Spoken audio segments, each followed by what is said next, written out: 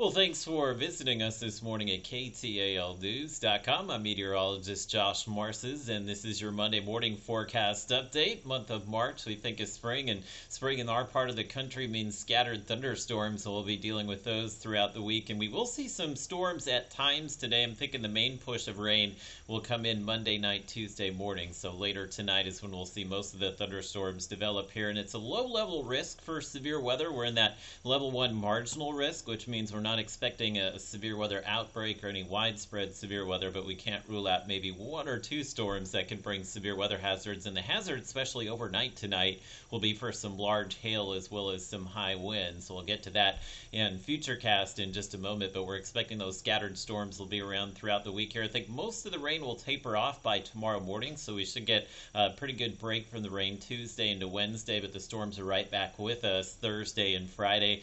Main threat for severe weather, again, will be overnight tonight. Late this week, I guess we can't rule out a few strong storms, but there's really nothing that jumps out with the late week storms that says we have to be overly concerned about those. But we should see easily a good inch or two of rain throughout the week here, and we are going to tap into some drier air this weekend, but with that dry air will come a cool down as well, so we'll be back to maybe average temperatures in the 60s for the upcoming weekend. So you can see some of the scattered clouds, a lot of dew out there this morning. You can kind of feel the humidity building in this morning. Temperatures starting out in the 60s as well as the low 70s, so very much feeling like a spring morning here. And wind will not be too bad today. We're thinking the winds will probably stay under 15 miles per hour, but that south wind will continue to crank up the dew points here, and your highs will be in the 70s and low 80s, so you get that warm air building. That's what will give us some of the rising motion in the atmosphere, and there's a little upper level disturbance that will swing through tonight, and that will provide the additional uplift to spark off some of those thunderstorms later tonight. So taking a look here at your Robin's Futurecast, again, temperatures will stay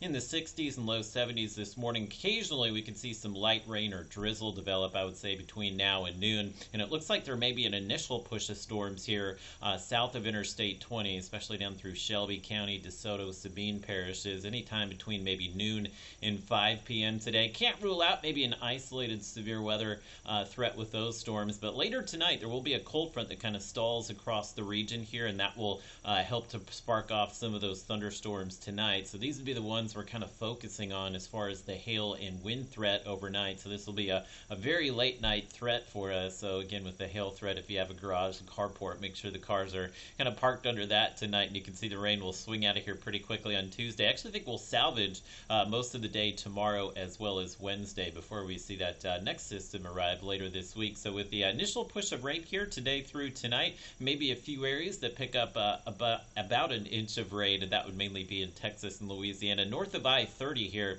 looks like we'll get maybe shut out on the rain today, but there will be a better chance of maybe a few of those showers and storms tonight. And I think more widespread rain expected Thursday into Friday, so while the severe weather threat looks to be pretty low, later this week we can pick up again slightly higher rain totals, I think, with that system Thursday into Friday, but the cool air will arrive for the weekend. Weekend will be colder, but not necessarily too cold. Those highs in the 60s will actually feel pretty nice, so we'll get back to some kind of late winter, early spring weather, some drying trend through the weekend, but again, expect the on and off rain throughout the week.